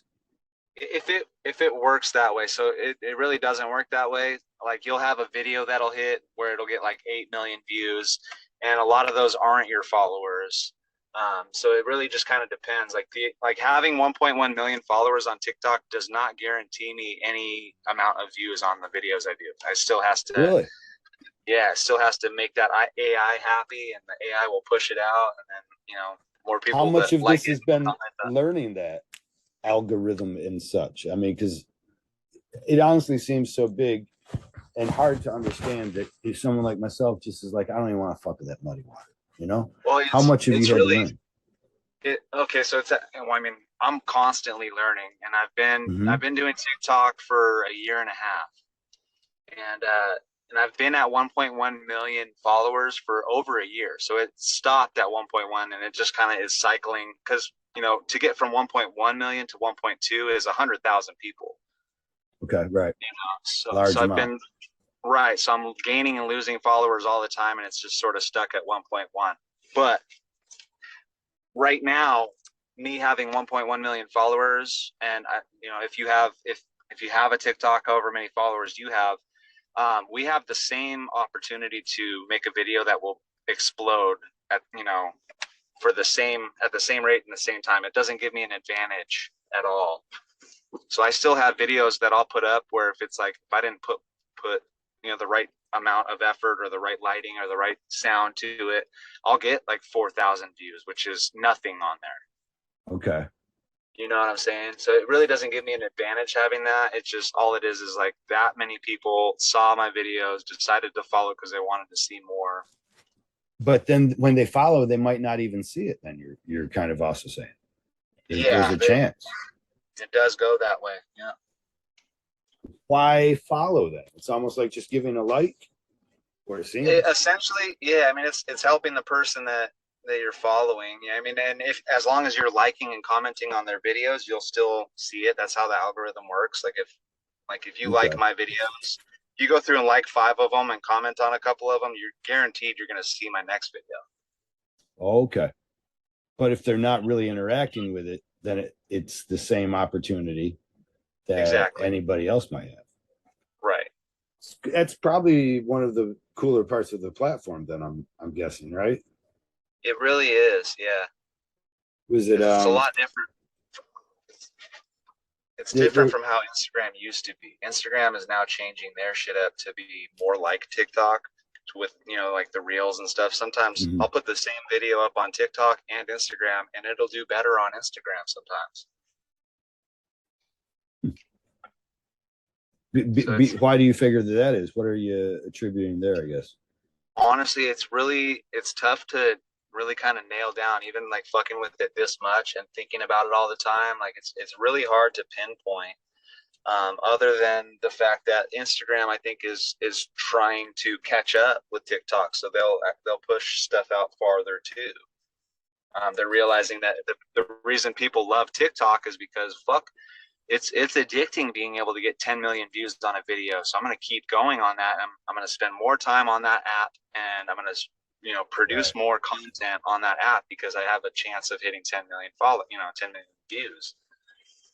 I So follow. Instagram's now Wants the trying to same catch up. I thing. think. They're gonna Yeah, they're gonna help their algorithms in places like that yeah, for that purpose because it will get right. people kind of like offering trophies at a tattoo convention. Then, huh?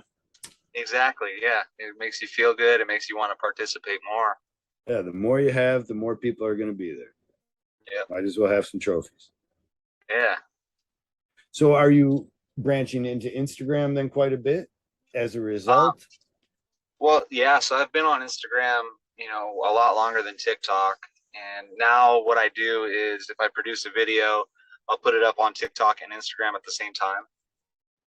And Okay. Instagram now has like the Reels bonuses, so you can get paid for Reels once you get to a certain amount of views and all that. So I get paid for the same video on TikTok and Instagram, and even still getting paid from both platforms, I'm not getting very much. Which would you say is paying more? Um, it I mean, on the varies. same. It goes back and forth because I like don't. it. I don't know So why I care. I guess, but I'm it's interesting interested. though. Yeah, because I'm wondering how this is going to develop in the future. Obviously, there's going to be more and more platforms coming out all the time, and there's going to be other things that pop off just like TikTok did. Totally. And then people are going to copy them. TikTok's going to want to keep up with them. So I'm interested to see this, I guess, play out. What that's I'm sorry, let me get back to tattooing though. I never because we got to talk about clients for a second, but I didn't get to ask you what your dream client would be.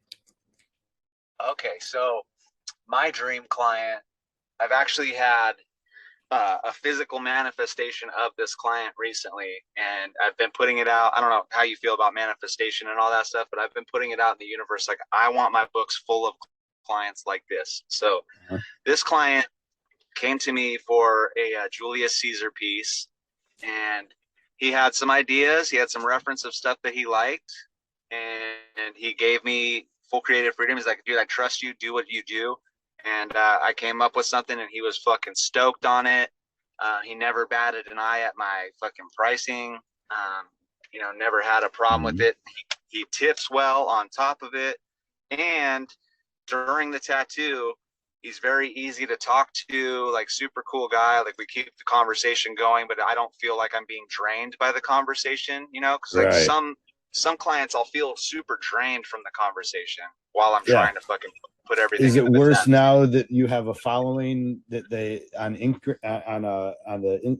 not Instagram, I'm sorry, but that you have this following now? Do they want more from you? It feels like while they're tattooing. Totally, because yeah, like the 20 seconds to a minute that they see on TikTok, it's super exciting, and I'm doing a lot of shit. So like Right. I have kind of produced this environment where I need to be on my A game all the time, and sometimes when I'm quiet, I feel like a letdown. I'm like shit. Just I'm not on But top of my fucking game right now, and I feel like you they're guys being let expect more down. from me, right? Yeah, I should be but popping also off jokes. Mhm. Yeah, but also what it's done too is like they come in ready to have like a good time and a good experience. And what my videos seem to have portrayed for most people is that like they can be comfortable with somebody like me. They're not gonna be judged or treated unfairly or badly. So they come in an already comfortable and trusting state for the most part. Until they hear the part where we were talking about how stupid they Yeah, but I mean, are. even that, it's like when I'm doing those videos and showing like the client jumping fucking 5 feet off the ground onto the table doing a fucking dropping an elbow on it, like Right. it's funny and they're laughing, but they're also like, okay, don't do that, like don't actually jump on the table, and like like all these little things that we go through where it's like, and they're not retarded, they're nervous, they're in a new Nervous. environment, they're getting something permanent put on their skin, they're having to trust in another human being, which is very uncomfortable for a lot of us. So they're in this really uncomfortable and sometimes new state where they if they don't have a ton of tattoos, Right. so then like the sort of basic common sense shit kind of goes out the window because they're focused on like, don't be an idiot, don't be an idiot, fuck, I was an idiot. uh, but Right. what And my then they videos jump on the table and break that shit. Yeah. And so my videos are like making them laugh, but also like, okay, I'm not going to do that when I go in. You know what Right. I'm saying? So I'm kind of educating the clients as well, because like Monday Malarkey is dope, but and not to bring them up too much, but they're fucking hilarious, and really only tattoo artists are following that. Okay. You know, I you know what I'm I saying? So the vaguely know what it clients, is. I right? should probably, but it's a bunch of comments from tattoo artists, isn't it? About like just our day, right? Our life. Yeah. So it's like Randy Randerson's deal, and you know, he just like pokes fun at shit that we all complain about, basically. But like the thing is the way things were and the way the tattoo industry has been is it's very exclusive, and it's very like we talk to each other, but we're not telling the clients like the Right. complaints. Right. Right. So We go in the this is back sort of, room and have our bitch sessions, and we all agree and yeah, unanimous. That guy's an ass. So then we go do the tattoo, slap him on his ass, and let him go without knowing any better. right, yeah. So and now what's happening is I'm putting those videos out, and clients are seeing it, and so they're laughing, but they're also like, okay, they're being educated at the same time. So And have you so already done some on the subject then of like this is what I want, but I want you to put your spin on it, and you're like, you don't want my spin, bitch. You completely lying. yeah, no, I haven't done it like that. That's a good one. I did do a video where I was like, here's how to choose your next tattoo, and it shows me going on Pinterest and just like swiping, like rolling Hmm. it like a fucking a lottery, not a lottery, but a Yeah, fucking a slot, slot like machine. a slot machine, yeah. And then Yeah. just picking one and be like, there we go, that's it. And people are like, I've done that, and like I have no problem with that, and they're cool with that, you know, like they're all defending it. And I'm like, you know, so it's like, all right, man, like that's cool for you, but Yeah. like at the same time, showing people that like, you know, they mostly realize that I'm making fun of that. So Right. That's not the way I want you to get the tattoo from me, at least. Do get your right, tattoo like that. I said we have a yeah, friend that does Plinko. He's got a Plinko for he's like 7 or 8 different tattoo designs, pays 75 to $100 or something. Put the yeah, Plinko through it, and you end up getting that tattoo. It, right. I wouldn't. Those, I don't know. Maybe I would do that. I've seen some get what you get deals where they have like a gumball machine or you know something like that, I and would those are do cool. that for Mike Skyver had that going, but then you would get tattooed by one of his collectible tattoo machines too. So that Yeah, was kind of an added bonus. You're like, I really don't care what you put on me in this case because you're going to be using this, Johnny Walker, like literal Johnny Walker machine. right. It's Yeah, and I still mean still that's the that original needle. right, and yeah, and that goes back to you know like if that's cool with the artist, like if that's what they want to be doing, and they want to be doing like street shop stuff and like random tattoos, and like that's dope. You know, that's just not really. I don't know. That's not. Your gig. Yeah, it's not the sort of the realm I'm trying to be in. You know, I get way more fulfillment off of being able to be creative, being able to execute a tattoo that I'm stoked on, you know, that I'm like, Mhm. oh, this is definitely going on my Instagram, you know, like that shit makes me happy. So I want that when I tattoo. I don't want to waste time tattooing stuff that, um, you know, that somebody else has already done. And it just doesn't feel good to do. When you do these, is this also something that helps keep you on the straight and narrow then?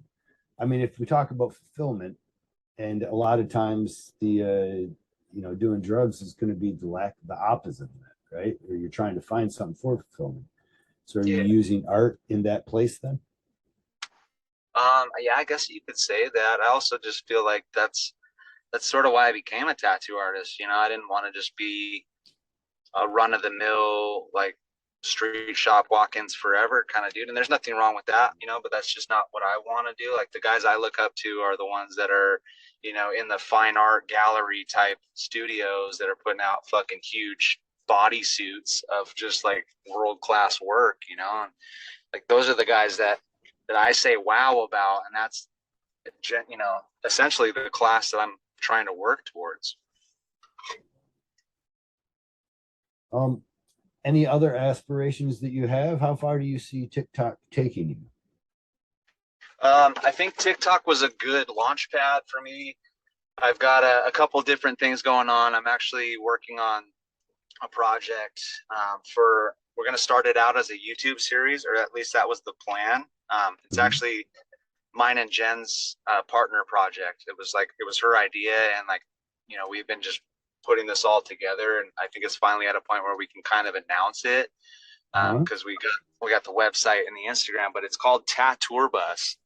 And what happens is being a musician, I've That's got a some great name. connections.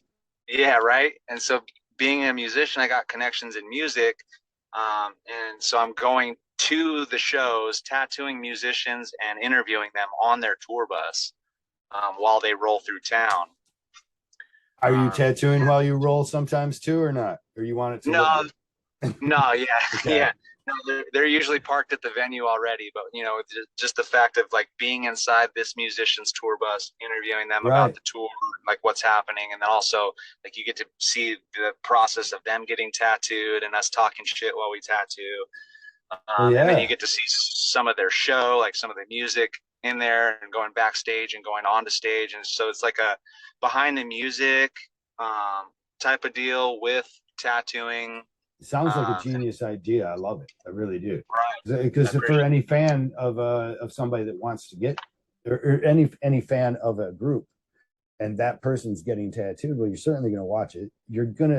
We learn a lot about our clients while we're tattooing. Oh Sometimes yeah, more than we want. yeah, no, big But time. if you got a camera there now, and these people want to know about them, I love the idea. Yeah, yeah, I appreciate it. And like everybody that I've told was like, dude, I would watch every episode of that. You know, Yeah, um, I think it'd give you a chance to get to know a lot of other bands too, and you could do the silk suede sound. What was the Sonic Silk? Silk Sonic, yeah, I'd be Silk fucking Sonic. stoked. Yeah, yeah, that would be cool. My What girl would would you definitely want to come tattoo? to that one. What would you tattoo on Bruno Mars? Oh, I don't know, whatever he wanted. If it was Yeah, I my don't know if choice, that puts I'd him in the chair, brother. I yeah, think someone like Bruno, you're gonna have to excite his imagination. He can already get whatever he wants.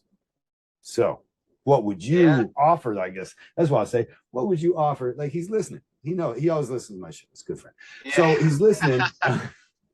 I'm Love telling you, you, go Bruno. ahead, put your proposal together, and let's see if we can't put this thing together on the tattoo tour bus.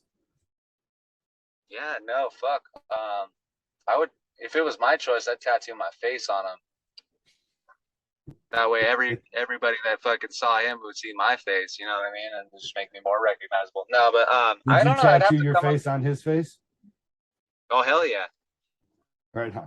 My biggest influence probably be Stevie Wonder, I guess. Oh hell yeah! All right. But you're not far from Stevie Wonder to Bruno Mars, in my opinion, either. No, you should check out Silk Sonic. You would probably like that. It's like a retro kind of 70s funky vibe. I will. It already made it to my like lookup list here on Nice. the page. You can always find me on social media, Instagram at Matt Vaught underscore tattoo, and Vaught is Vaught. It's a weird last name, I know, but I'm the only one with it as far as I know. There's two T's in Matt as well, right? Yeah, two T's. Probably And then everybody should know that. I'm just one of those special people that misspells every tattoo I've ever fucking done. So, anyways, go on. Where else can we yeah, find you? Because you're at a shop as well, right?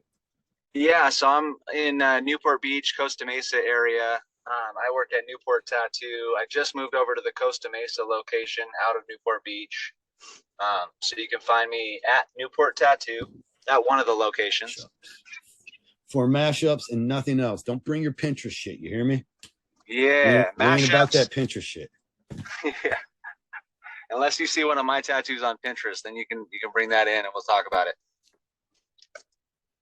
Yeah, could you work? I mean, if you like to do mashups enough, could you even take the most mundane tattoo, some Pinterest tattoos, mash two of them together in some fashion, and make them fun? Oh, absolutely. Yeah, I could come up with some cool shit. So nothing's impossible. Good. Nothing's impossible. But yeah, so mattvaught.com, mattvaught underscore tattoo on Instagram, or TikTok is tattoo underscore Matt. Like I'm the tattoo Matt. You're the tattoo Matt. Yep, I'm the one. Don't let people wipe their feet on you. Stupid. I'm sorry. I got dad jokes galore. It happened when I started when I got a granddaughter. No, I love dad jokes. Actually, they're like my favorite. Oh, good, good. Do you know why the cowboy got a Dachshund, a wiener dog? No, to get along, little doggy. And with that, I've got the shaking head emoji from my wife. She hates that one the most. I don't know. I guess I don't know. She never knew that cowboys said "get along, little doggy." Yeah, it's a John Wayne joke. Yeah, there's even a song. Yippee-ki-yay. Had to look it up. You know, because I didn't know. Maybe I was living in one of them parallel universe Mandela effects where "get along, little doggy" wasn't a thing for cowboys to do. But apparently they do love wiener dogs. So people should get on with it. So we can find you also, though, tattooing at different tattoo conventions. So even if you're not tattooing in a tour bus, which the average customer probably doesn't get tattooed there by you. Correct. But they can get tattooed by the many places you go. What's your traveling plans looking like? Travel actually for the rest of the year is going to be pretty much domestic. Like I said, I might. Oh, well, then I lied. Trying to get. No, I usually am traveling a lot, and I'm trying to get to Jesse's convention in Richmond, Virginia. I will be at Golden State only on the Sunday of that convention because I have other obligations, and then. Of course, January I'll be in Philadelphia and we'll be starting off the whole tour again. But just it looks like for the rest of the year, I don't have too many travel plans. I might try to guest spot in a few places, but people can always, if you follow my Instagram, that's where I put up my travel updates, and you'll get to, you guys will get to see when I'm coming to a town near you. And we'll see you in Philly then as well. Yes, sir. Well, I look forward to it, Matt. You have a good one, brother. You too, brother. I'll talk to you soon.